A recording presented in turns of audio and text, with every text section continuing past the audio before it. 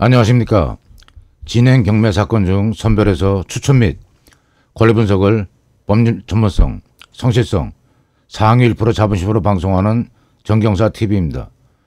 본 방송은 실정 경매 권리 분석으로 공허한 법률 이론이나 규칙, 이해규, 통첩에 대한 전문적인 해석을 배제합니다. 지엽적인 문제에 치중된 그런 방송을 배제하는 겁니다. 오늘 분석 대상 경매 사건은 단독주택입니다. 서울중앙지방법원 2023 타경 2528 감정가 14억 8200만원 2회 유찰되고 2023년 11월 12월 2회 유찰되고 2024년 1월 25일 9억 4,900에 진행됩니다. 건물 면적이 35평 1, 2층으로 나눠져 있습니다. 토지 면적 104평. 서울 시내에서 토지 104평을 10억 안 되는 가격에 평당 미만 되는 가격에 내 소유로 할 수 있다. 이 물건의 가장 큰 장점입니다. 하지만 명암이 극명하게 갈리고 장단점 차이가 많습니다. 단점이 많습니다. 장점은 맑은 공기, 북악산을 배경으로 어떤 서울 시내 전경을 즐길 수 있는 그런 입지 여건. 예전에는 부동산을 뷰, VIPW, 그러니까 어떤 경관을 보고 평가한다고 그랬습니다. 한강 조망권, 북한산 조망권. 조망권이라는 얘기가 어떤 조망, 뷰에 대한 그런 평가일 수가 있습니다.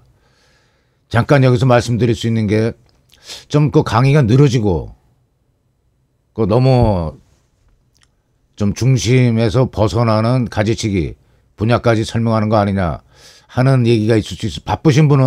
만약 바쁘신 분은 여기 구독하시고 채널로 들어가시면 쇼츠 영상에는 지금 현재 이런 말투가 아니라 상당히 말투 빠르고 집약적인 내용만 왜 1분 미만에 촬영해야 되니까 들어간 내용들이 있습니다. 그러니까 쇼츠를 보시기 바랍니다. 근데 쇼츠는 쇼츠대로 그것만 들어갖고는 마지막 결론을 내긴 내는데 거기에 대한 정확한 권리 분석 사항을 루틴 순서대로 하지 못하는 장단점이 이 롱폼 영상하고 쇼츠 영상에 있습니다. 그러니까 바쁘신 분은 쇼츠 영상 보시길 권유드립니다. 이 위치 입지 여건을 한번 보겠습니다. 북악산이 현재 이 계략적인 설명 사항에도 지적도상 맹지인데 계단 도로하고 접하고 있다고 나와 있습니다. 그러니까 계단에 아쉬운 대로 차를 주차할 수 있는 그런 여건은 되는 것 같습니다. 그러니까 차편이 아주 안 닿거나 그런 어떤 동떨어진 주거지역과 동떨어진 지역에 입지하고 있는 그런 위치는 아닙니다. 경사는 도로 경사가 완경사는 아니네요. 그렇다고 아주 극경사도 아니고 이 주변 여건 보면은 또 평창동 비슷한 여건을 갖춘 주택도 있을 수 있다는 생각이 드네요. 이런 주택은 도로에서 도로 교차, 차 2대 교차 가능하고 바로 출입이 가능하고 입지 여건 좋습니다. 근데 현재 우리 분석 대상 물건은 계단 도로에 3m 계단 도로에 접했다고 나와 있습니다. 이 도로에 차가 주행이 가능해 갖고 하는 경우에는 이런 로드뷰 차량이 들어가서 촬영이 가능한데 이 본 물건은 아쉬운 대로 경매 사건에 첨부된 사진으로 판단을 보완해야 될 것 같습니다. 자, 이렇게 계단 도로에 접해 있습니다. 이 계단 도로에 접해 있고 뒤는 북악산 배경인 것 같습니다. 앞은 전경 보이고 테라스 있고 입지 여건하고 이 주택에 대한 전경 파악은 이걸로 마치고 현황 조사 한번 보겠습니다. 현황 조사서는 그 누차 설명드리듯이 그 부동산의 그 현장 어떤 상황을 법원 직원이 살핀 겁니다. 2023년 작성일까지 기록이 되어 있습니다. 이 작성 일시가 중요할 수가 있는 게 유치권에서 상당히 중요합니다. 유치권. 이렇게 강이 흘러나가다가 연관된 사항이 있으면은 설명을 될 수 있으면 권리 분석 사항에 국한돼서는 충분하고 자세하게 드리려고 노력하고 있습니다. 여기서 지금 유치권으로 튀겨나가는데 이 유치권이 본물권하고는 전혀 상관이 없습니다. 하지만 이 현황 조사서에 나와 있는 조사일시 시간까지 왜 중요한지 유치권과 연관시켜서 한번 설명드리겠습니다. 유치권의 성립 요건 중 1차 요건이 경매 개시일 이전부터 경매 개시가 시작이 되었을 것. 이게 제1 요건입니다. 뭐 유치권 깨기라든지 뭐 전문적으로 뭐 특수물건은 내가 다룰 수 있다 하는 경우에 그 경매 개시일 이전부터 점유가 개시가 되지 않은 사실을 만약 현장에 점유하고 있는 그런 점유 보조 관계까지 직접 점유, 간접 점유, 보조 점유 다 인정하니까 점유 보조 인원으로부터 경매 개시일 이전에는 유치권을 행사하거나 뭐 현수막을 걸치거나 이런 거기 없었다라는 녹취를 딸 수 있으면은 유치권을 깰 수 있는 그런 여건이 되는 겁니다. 자, 본건은 점유관계, 현장에 임하여 소유자를 만나 현황을 조사한 바 이 건 부동산에는 본인과 배우자만 거주하고 다른 세입자는 없다고 진술. 세입자가 없으면은 여러 가지 권리분석 사항에서 벌어지는 문제가 많습니다. 조세, 국세, 지방세, 배당 순위 변동으로 인해서 대항력 있는 주민등록 전입, 점유 이전이 대항력의 요건이고 그 다음이 주민센터 계약서 확정일자 그 우선 변제권 확보되고 2차로 확보됩니다. 그 다음에 배당 신청, 배당 종기, 기일 이전 배당 신청까지 3개 요건을 다 갖추면 별 부담이 없습니다. 이철보는 입장에서. 가장 부담되는 경우가 주민등록만 전입해놓고 말소 기준 권리보다 앞서서 주민등록만 전입돼 있고 확정일자 안 받고 배당 신청 안 하고 그대로 뒤집어 써야 되는 보증금입니다. 복잡하죠. 본건에서는 세입자 없으니까 그런 어떤 권리분석 부담은 덜었습니다. 자, 이 물건명세서는 좀 더 상세하게 법적으로 해석이 필요한 권리사항에 대해서 기록이 되어 있습니다. 이 보면은 최선순위 설정일자보다 대항요건을 먼저 갖춘 주택상가 임차인의 임차보증금은 매수인에게 인수되는 경우가 할 수 있고 어떤 경계하려는 문구입니다. 경계하려는 문구. 대항력과 우선 변제권에 있는 주택상가 임차인이 배당 요구를 했으나 보증금 전액에 대해서 배당을 받지 않은 경우 잔액이 매수인에게 인수되게 됨을 주의하시기 바랍니다. 이렇게 주의 문구, 경계 문구를 기록을 했습니다. 이거 의미는 큽니다. 5분에 할 수 있는 권리분석, 10분에 할 수 있는 권리분석, 뭐 배울 필요 없다. 참 엉뚱한 사람들입니다. 엉뚱한 사람들. 제가 법률 전공하고 공인중개사 초기 합격자고 경매 경험, 뭐 실전 경험 많고 한데 법이 개정이 돼서 이 경매 입찰 그 매수를 매수 대리인이라는 제도가 생겨갖고 그 자격을 교육을 받아 4일 교육을 공인중개사협회 교육을 받아야 자격을 취득하기 때문에 어떤 형식 요건을 실질적으로는 배울 필요 없다. 너무 건방진 얘기일지 모르지만은 어쨌든 형식 요건을 갖추기 위해서 교육받는 과정에서 수강생이 한 60명이 있었는데 특히 민사집행법 교수님으로 나온 분께서 여러분 이거 금방 현장에서 뛰면 안 됩니다. 왜? 남의 돈 10억, 100억, 50억 움직이는데 입찰 보증금 단계에서 그냥 그 손해가 나더라도 10분의 1이 그 저기 입찰 보증금이니까 1억 뭐 몇 억씩 오고 하는 그 중간에서 이 경매 물건에 대한 하자가 참 여러 가지가 발생이 됩니다. 경매 딴 데 내게 안 되는 경우가 있고 이 물건 명세에서 그런 걸 그 설명합니다. 이 말소 안 되는 그런 권리 또 하게 돼 있고 여기 있습니다. 등기된 부동산에 관한 권리 가처분으로서 매각 우리 경매에서 잔금 내면은 소유권 이전이 되는데 그 효력이 소멸되지 아니하는 것은 없다. 본건에는 나와 있는데 이 소멸되지 않는 권리도 있습니다. 선순위 가처분이라든지 가등기 중에도 소유권 점유이전 이전금지 가처분이나 가등기라든지 그래서 그때 그 강의 그 매수대리인 교육을 받을 때 공인중개사협회 그 보증기금에서 대입연재한 그 손해배상액이 한 500억 두 군데가 다 그러면은 대입연재 안 하고 본인들이 사고치고 변제한 금액 해서 합하면 2천억 되더라고요. 추산해 보니까 이 매수 의뢰자 재산 이동 그 경매라는 과정에 끼어갖고 손해 발생한 금액이 그러고 나면은 좀 웃을 수 있는 얘기로 하늘에 이름만 남기고 별처럼 사라진 중개사님 많다는 얘기까지 나왔습니다.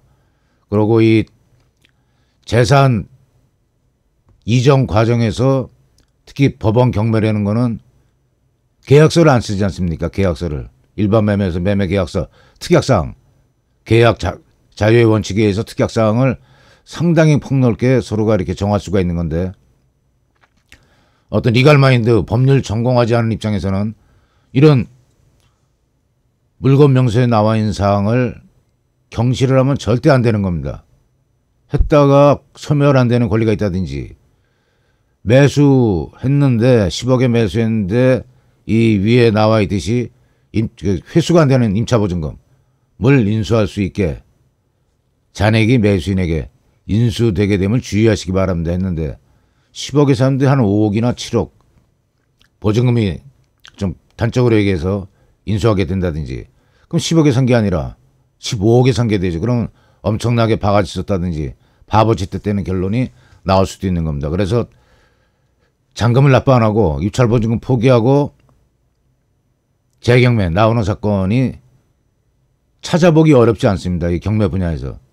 그러니까 이 물건 명세에서 나와 있는 사항 중에 이해가 안 된다든지 금방 저거는 뭡니까 해서 해답이 안 나오면은 해답을 낼 수 있는 그런 자문을 구한다든지 하셔야 됩니다.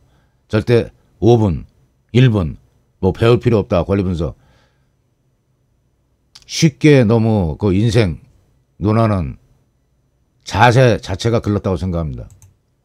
본건에는 물건 명세상 그 아까 내용에 법률적인 권리관계는 이상이 없었는데 지금 다른 사건에서는 열람할 필요가 없는 건축물 대장까지 열람 들어왔습니다. 그 건축물 대장상 사용 승인일 미기재 상태 건물 가호 이렇게 주의사항이 나와 있었습니다. 그럼 도대체 이게 왜 위반 건축물이 됐는지 이 건축물 대장을 띄면 오른쪽에 이거는 노란 색깔로 되어 있는데 빨간 색깔로 딱 이렇게 표지가 되어 있습니다. 위반 건축물. 그리고 밑에 사항을 말미에 가면은 그러니까 원상복구 명령 내린 경우도 있습니다. 원상복구를 하는데 과다한 비용이 들어간다든지 건물을 상당 부분을 철거하고 재건축하듯이 하는 차원으로 검토해야 된다 그러면은 그것도 어떻습니까? 입찰보증금 거롭지만은 잔금 내는 거 포기하고 그 입찰보증금 손해보는 그쪽으로 방향을 정할 수밖에 없죠. 눈물을 머금고 입찰보증금 손해 감수하는 겁니다.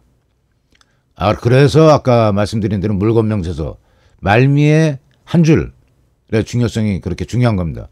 본권 위반 건축물은 그런 어떤 그 상당히 중요 부분 개축이라든지 원상 복구 다 헐어야 된다든지 그런 문제가 있는지 해서 검토를 해봤더니 2000년 2월 21일 증축을 했습니다. 근데 건물 기호는 1층, 2층 단독주택 이렇게 2층 부분이 28.8평방 한 3평 정도를 증축을 한 것 같습니다. 그래갖고 원상 복구 명령이나 그런 건 내리지 않은 단계고 2000년에 지적받은 사항이 아직까지 있었으면 이 원상 복구 비용 어떤 거 벌과금적인 성질의 비용이 많이 부과가 됐으면 이 건물 벌써 어떻게 개축을 했다든지 해소가 됐습니다. 근데 경미한 사항이라서 소유주가 지금까지 그냥 사용하고 이어져 내려온 거라고 그렇게 판단하시면 될 것 같습니다. 그래서 건물 가호가 이 감정평가서에 어떻게 평가가 됐는지까지 파고 들어가야 되는 겁니다. 아까 물건 명세서에서 이어져 내려오는 겁니다. 지금. 그러니까 물건 명세서 한 줄을 파악하기 위해서 지금 건물 평가 금액은 어떻고 건물 평가 시에는 어떤 사항이 반영됐는지 감정평가서에 그 위반 사항이 중대하면은 건물 감가 요인으로 기재하게 되어 있습니다.